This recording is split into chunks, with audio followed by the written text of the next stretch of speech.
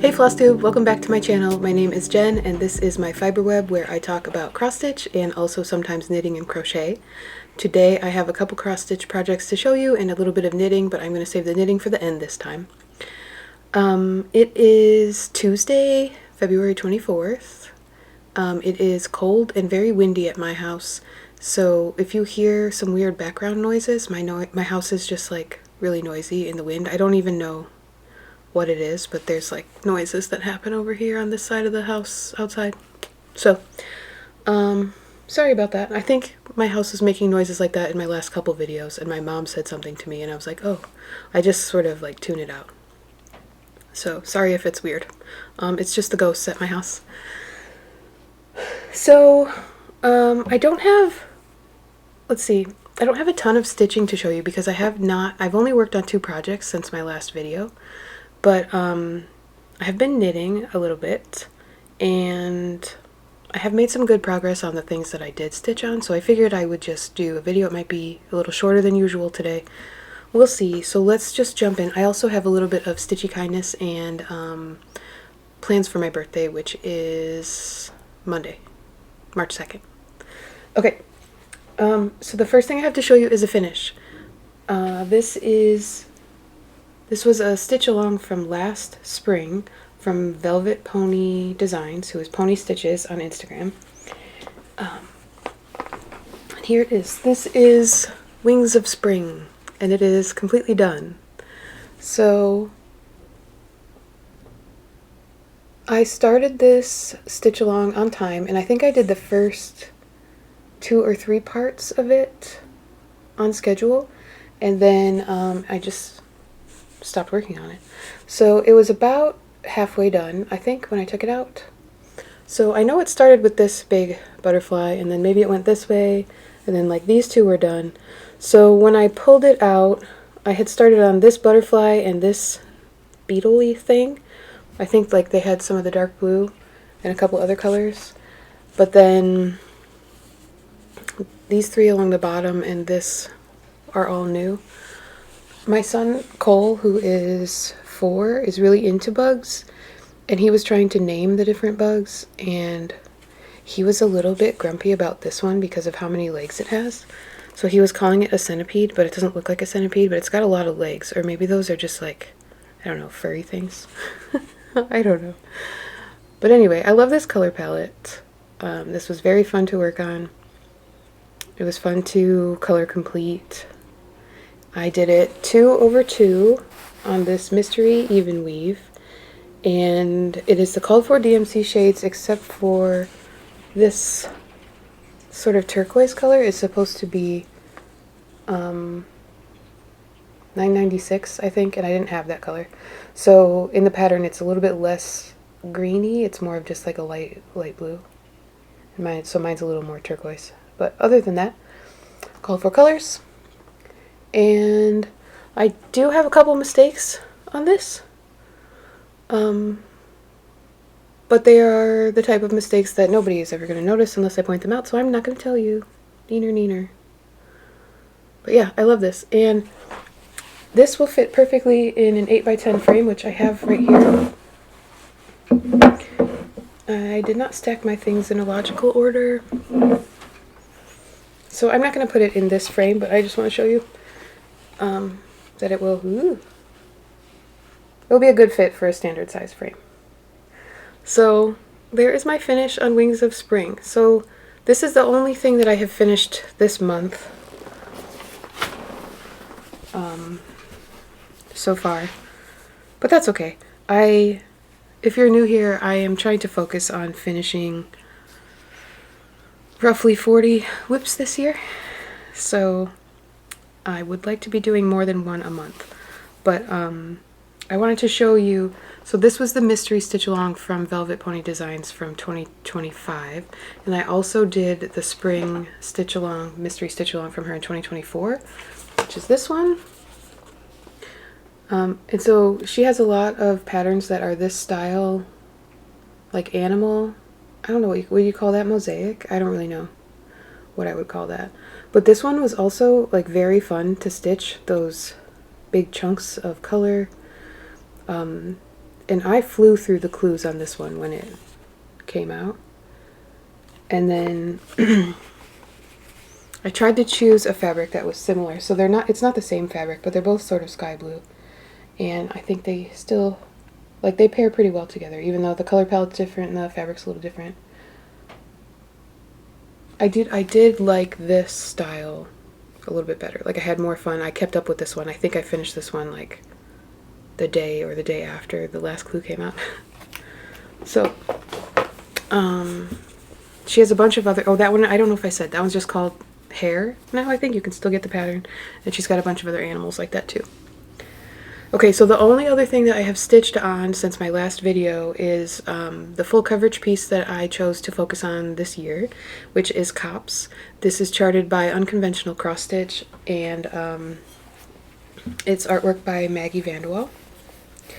And I'm going to show you, I'm pretty sure I have a before picture, so I'll put that up.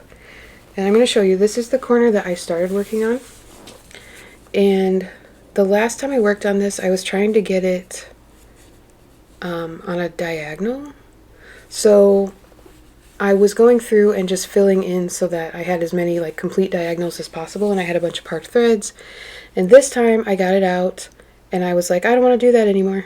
So I worked in most of the parked threads. You can see there's a couple still hanging out here. And then I also decided to work my way down so I could see where the bottom of the chart was going to land. Like, obviously you can count on the easy guide, you can count the squares, and so like I knew I centered it and I knew where it was going to end. But just to see it, and this chart is like wide, what am I trying to say? It's like landscape extended. So I'm thinking that I might try to do all the black in the whole chart. Black is not the most commonly used color in this chart. The color with the most stitches is 37.99, I think.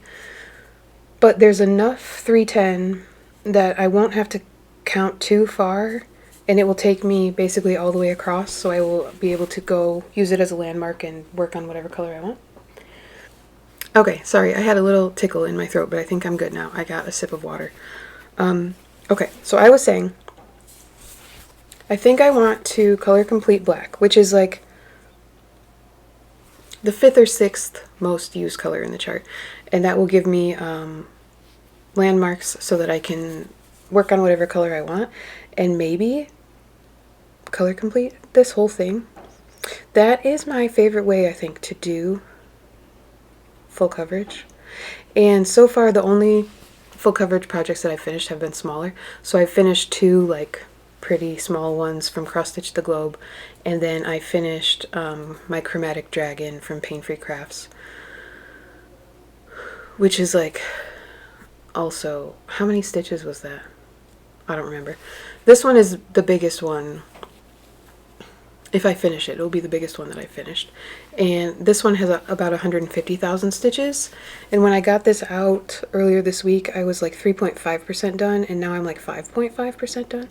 So I've got a lot of stitches in, and I like color completing because I like to just pick one color and like go for a while instead of switching constantly.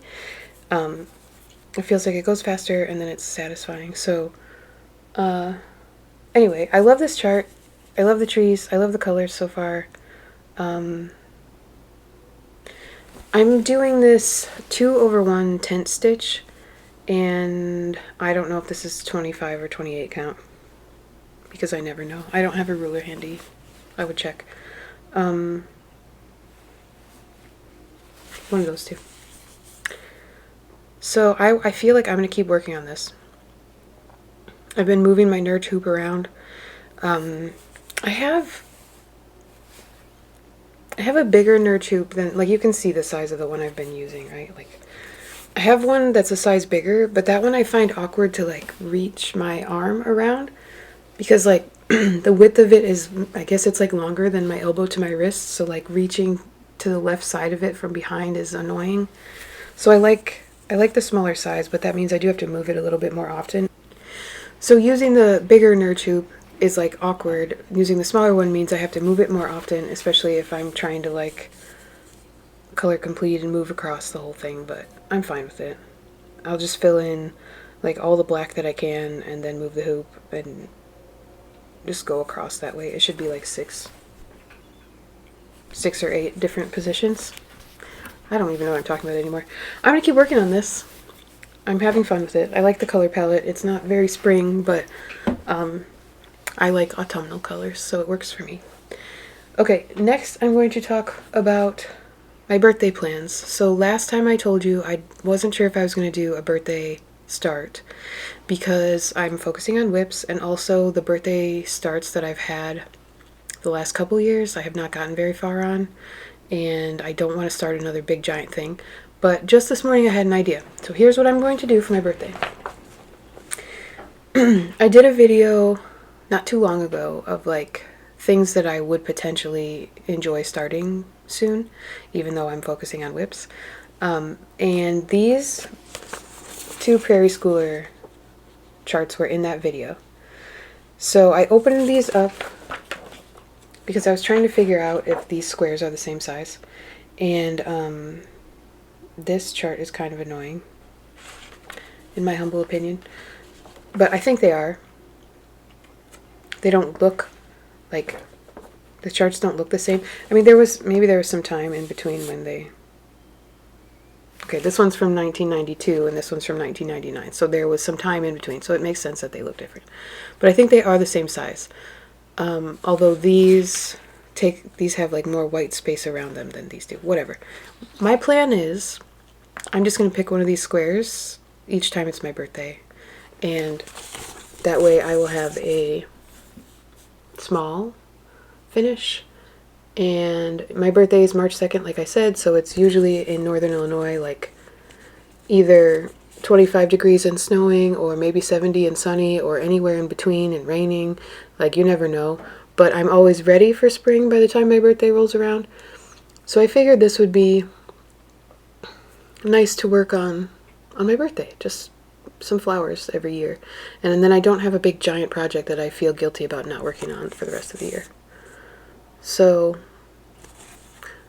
like maybe the daffodils, or I like this thistle. I don't know if the thistle is very spring. And there's like this sunflower. So they're not all like springy, but the iris is pretty. I'll pick one of these.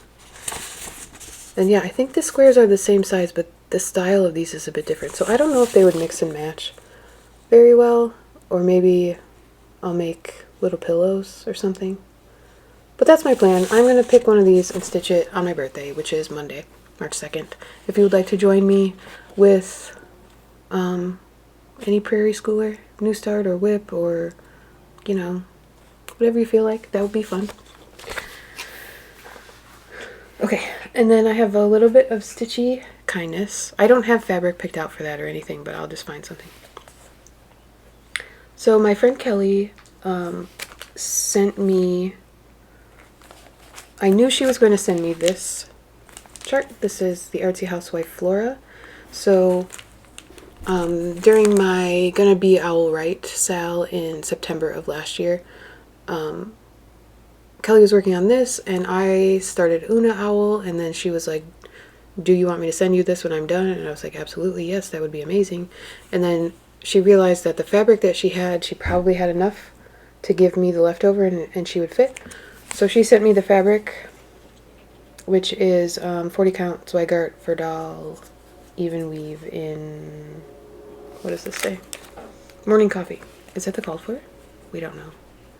No, the called for is Dirty Linen. But it looks like the called for. Like, that's a great choice, right? It's like perfect. So thank you so much, Kelly. And then also she stuck some extra goodies in there because she's awesome. So this is Hold Fast by Hello from Liz Matthews, which I think is really pretty. I don't think I had seen this one before.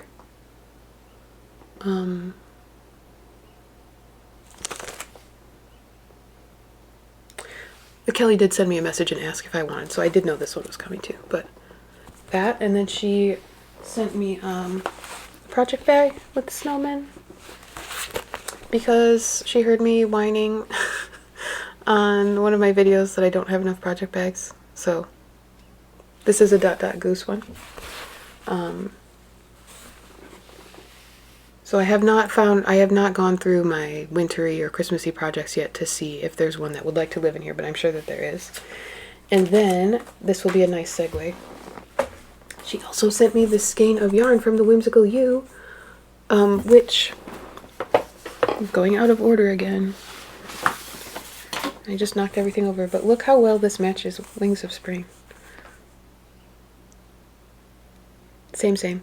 Also, Kelly's package showed up on Valentine's Day, which was adorable. So, this is the Whimsical You's Delightful Sock Base, which is 75/25 superwash merino and nylon. And the color name is Happy Dance, which is perfect. And I do not, in general, love pinks and purples, but I do absolutely love coral, and I love this color, and it is awesome. It will make a great pair of socks. It would also make a very cute, like, Musselburgh hat or something like that. Like, I don't know if this is my color by my face, but I would absolutely wear socks this color. And that segues nicely into knitting and Sock Madness. So I've talked about Sock Madness before, I think. I don't know what video it was, but I explained how it works. It's a competition that takes place on Ravelry every year. It is a speed sock knitting competition. So right now, currently, the qualifier is happening.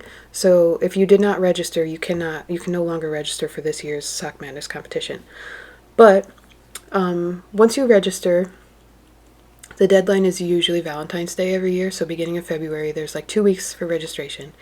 And then a secret pattern is released after registration closes.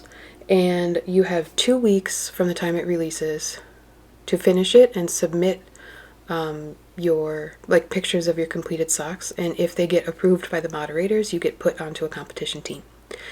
And then there are 7 or 8 rounds of the competition, and each round less and less spots are open for you to continue competing.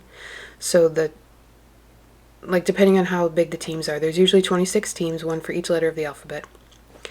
So say there's like 40 people on each team. Then after round 1, there will be like 32 people. So the first 32 people on each team A through Z get spots for round 2.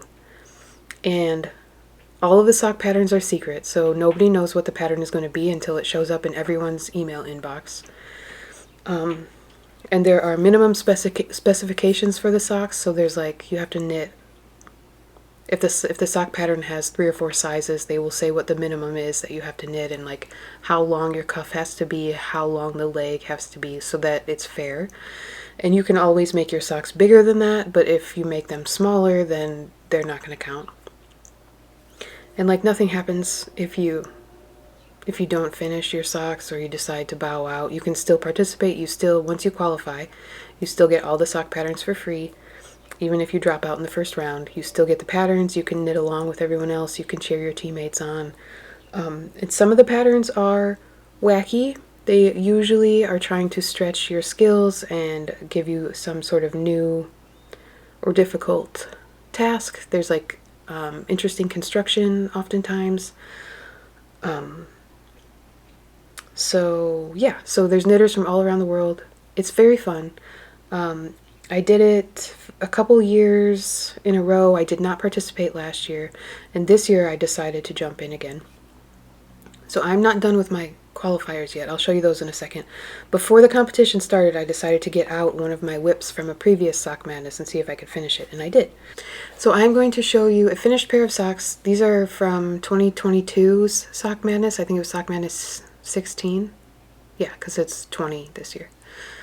These are the Strawberry Martini socks. I forgot to look up who the designer is, so I will put that on the screen. The designer is also a crochet designer, and I found her on Instagram, and her Instagram is mostly crochet, but she does have some sock patterns besides this one. So I'm going to show you the side view. This is on my sock blocker. I have not washed or worn these yet. This is a Ritual Dyes yarn base. I was in a club for a year where I got like a surprise skein of sock yarn every month, and it was based on birthstones, I think. So this is opal, I think was the color. And then I did the Ritual Dyes Club another year and got mohair and then used like none of it. So I have a bunch of hand-dyed mohair. If anyone needs hand-dyed mohair of any sort, let me know and I can give you some. But I put the second sock on a mitten blocker so that you can see what the lace pattern looks like down the front. So this is the top of the sock. And it's called Strawberry Martini, and these sort of look like martini, or like these sort of look like a glass, this looks like a glass with maybe a little strawberry in it. These are baubles down the front that we used like a crochet hook to make. So there's a bunch of different ways to make baubles. This was a new technique for me, I think. And then I'll also show you the back. So even the back of the leg has a different chart. So this one, part of the challenge of this one was just like juggling a bunch of different charts.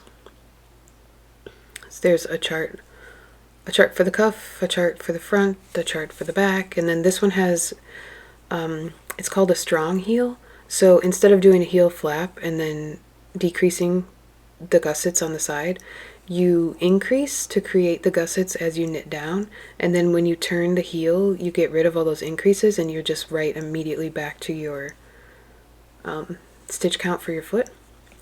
So I like this method of knitting the heel, and it fits pretty well. And that meant we could do these annoying twisted rib things on the sides of the heel for the gussets. And I think it's called a strong heel because it's named after the person who invented it, like her name was Elizabeth Strong or something like that. So it doesn't make your heel strong, it's just named after the person. But anyway, Strawberry Martini. These were fun. These are a little bit, like, they didn't feel difficult to knit, but like you have to concentrate the whole time. I think these were like the round 4 pattern. So it doesn't always get harder each round, but typically they get more challenging as you go. So if that helps you gauge how challenging the socks are, I don't know. So this year, the qualifier is by Cow from Mars, who is on Instagram, and she has designed a kabillion sock patterns, and I love them. She did a sock pattern in one of the Sock Madness years that I participated called Plaid Pocket Sock, which is exactly what it sounds like. It's plaid, and then there was like a pocket on the outside of each sock. It's just a little like 2x2. But it was an interesting way that you had to knit it, and then you had to submit photos of the inside of your sock too, so they could make sure that you did it how she said and not made up your own way to make the pocket. And so she's back this year with another plaid pattern. And this is what mine looks like. These are called the newspaper socks because she knit her sample with black and white plaid and then red for this like accent color stripe. So what's black and white and red all over is a newspaper. So they're the newspaper socks. I chose to use this like sort of pumpkin color and a very light grayish white and then like burgundy. So the instructions say you can either use one of the 2 colors in the plaid or you can use this accent color for the cuff and the toe. So I went for the accent color. And then this is just pretty basic color work knitting, except for these vertical lines you crochet on afterwards.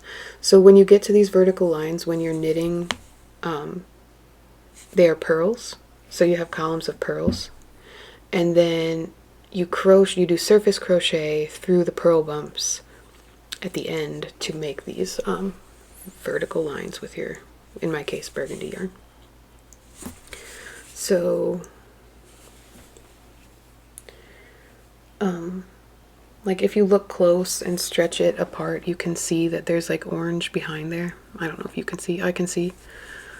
And the tension is a little bit different, so when you're knitting, you want to keep an even tension. If your stitches get looser, they'll like stretch more, whatever, it'll look like more gappy. And when you're wearing a sock, like you want it to sort of stretch evenly, obviously, on your foot so it doesn't look weird. So the tension of these crochet columns is different than the tension of your stockinette. So I tried to make sure I wasn't doing it too super tight so it wouldn't like noticeably like pucker or anything, and I think it's fine. I did knit this inside out, which is a trick for colorwork socks, so that your floats have to go around the outside of the circumference of your sock instead of the inside, so it can help from making it too tight. I did still, like, this barely wants to go over my heel, so I did 72 stitches, which is the minimum size, and usually if I'm knitting a stockinette sock for myself, I will do 68 stitches, so 72 should be plenty big, and this was hard to get over my heel. And also, like, I noticed my tension got a little weird around where I did the heel flap. And I think it's just because I changed the position of things on my needle, and it just caused me to hold the yarn a little bit tighter. So, like, I don't know if you can tell, but these stitches are a little bit smaller than these, and I had to go in afterwards with my needle and sort of like move the excess yarn around. So if there was like a loose stitch over here, I would like pull the slack over to here to even things out, because it was a little bit weird. And then the bottom, this is like a slip stitch pattern, so it's not color work on the bottom of the foot. Is that true? No, it's still 3x1. It's only mosaic in the rows where on the top of the foot you're doing just one color. So like there's these rounds where you're just doing like one whole stripe of white, or you're doing the stripe of burgundy, and so those are the ones where you slip stitch on the bottom. But otherwise it is color work. I don't know why I said it wasn't. That's weird. I don't know if I can say any more words about this sock. This one's done. I've started the second one, but this is all the further I got. And I have to have these submitted by sometime on Sunday. So I've got about 5 days left, 5.5 days. I don't know. I always show them with there's a lot of ends hanging out right now. And another thing with these, when you have to go and do that surface crochet, if all these ends are hanging out, you accidentally grab them with the crochet hook. I also had to like redo the first stripe on these on the back like 3 times, because I kept accidentally grabbing my floats with the crochet hook and crocheting the inside of my sock to itself so that you could not put it on. So I had to rip it out and redo it. It did get a little bit easier after. So like the first two you only have to do, the first 2 stripes you can do as soon as you start the heel flap. So sorry, this one and this one are shorter, so it's nice that you can do those first to practice, and then once you get to the toe you have to do this whole stripe down the front. You have to like roll the sock inside out so you can reach. It's fiddly, but other than that part, it is a straightforward sock. So yeah, we'll see if I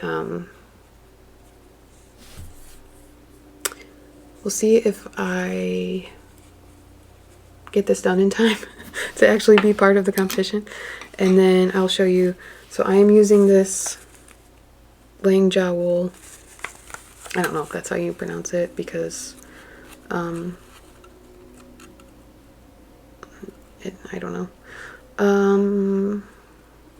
This is 75/25 superwash nylon. Does it have a color name?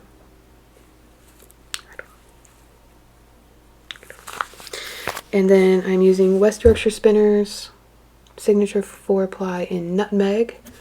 And then I have no idea what this is. This is a scrap from something else that I did not keep the label with. And also, I wanted to ask if I'm the only one that does this. I use my skein as a pin cushion for my DPNs.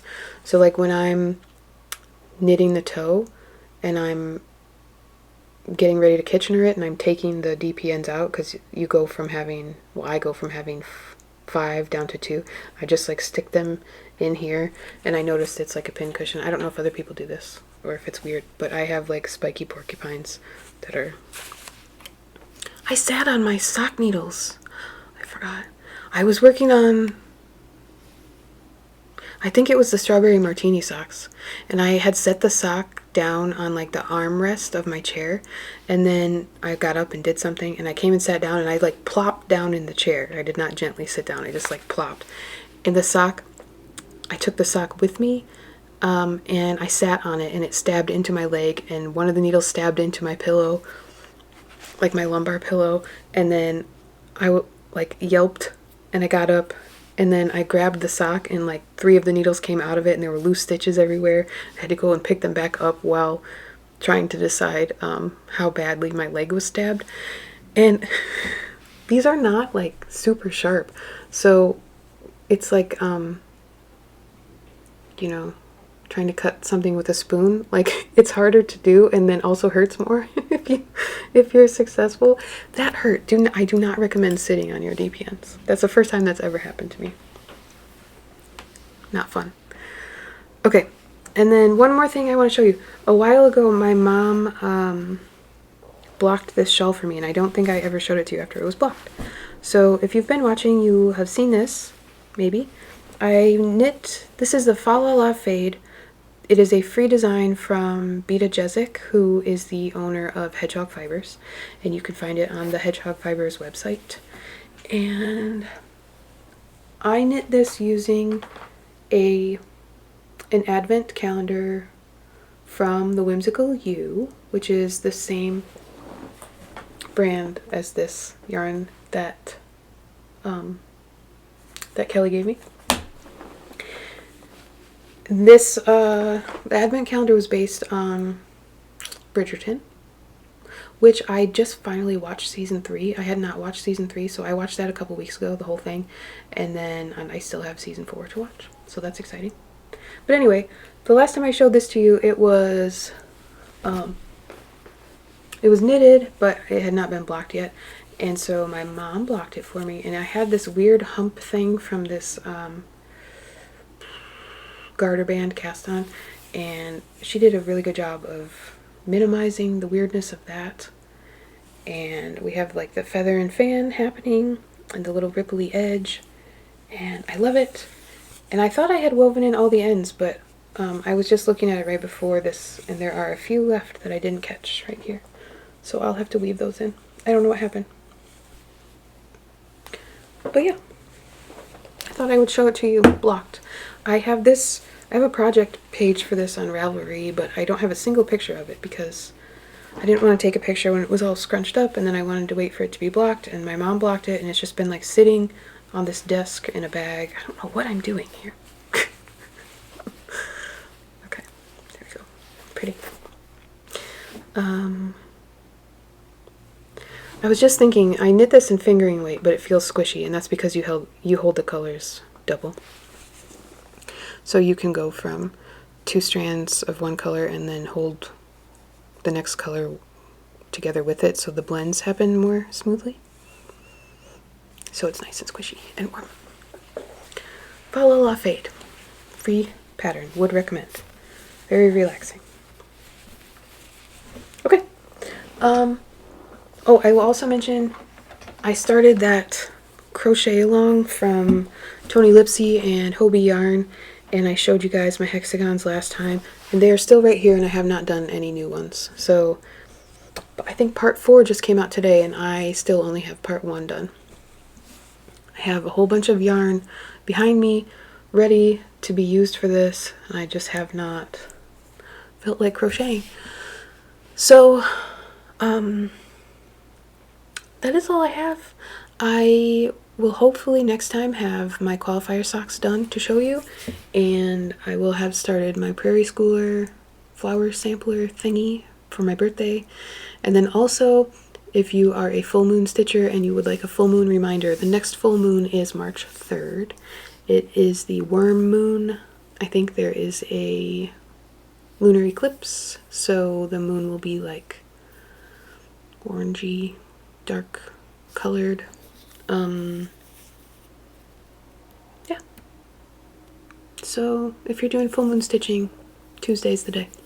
So I will be working on my Kathy Barrick 12 of the clock on Tuesday. Those are my only plans that I'm aware of. So I hope that February is treating you well and that you enjoyed the Olympics. If you watched those, I watched very minimal, little tiny bit. And then I just I wasn't into it. Also, I think Survivor 50 starting tomorrow, Wednesday. And there's a Survivor Stitchy game that was created by Making Things with String, which used to just be my friend Kate, but now she has a friend who does the podcast with her. Flosstube. I'm stuck in between knitting and stitching world. So if you're going to watch Survivor and you want to play one of a fun stitchy game with it, you should check them out. And then what else? I don't know. Market's happening soon. I don't think I pre-ordered anything from Market last year, and I don't think I will this year either. I think the Market model is sort of annoying. I was watching Lauren, the New Hampshire Stitcher. She just made her first video in like a year, I think she said. And she talked a little bit about Market and how it's not very PDF stitcher friendly, and I'm feeling that as well. I think the model is a little bit old-fashioned, especially coming from the knitting world where almost everything is sold as a PDF, and like it's sort of rare to buy patterns in a yarn store. I mean, like they sell pattern books, and sometimes there will be like free PDFs that are printed out for you that you can grab at a yarn shop, but the intent of the yarn shop is to buy the yarn, like kit your stuff up. And so Lauren sort of talked about that too, and how it would be nice if we could like definitely still support our local needle workshops by kitting things up, but that it would be nice if we did not, like PDF stitchers did not have to wait. And I agree with that. And I also just think like the model of shops collecting pre-orders and then going and buying like those exact things is a little bit weird as well, like especially if the designers are then going to eventually sell those things directly to people. Like it just feels strange to me. So anyway, I have been like looking at stuff that's coming out at Market, but I'm not like super excited about it because I know I'm not gonna get anything until later anyway. And even more so this year because it's like a finish my whips sort of a year for me. But anyway, that's a lot of rambling. I thought this video was going to be shorter, and I think it's actually going to be like the same exact length as my last couple. So this is just my sweet spot, I guess. So yeah, I hope things are going well for you and that you're taking care of yourself and showing up for the people that need you. And yeah, I will see you next time. Thank you for watching. Bye.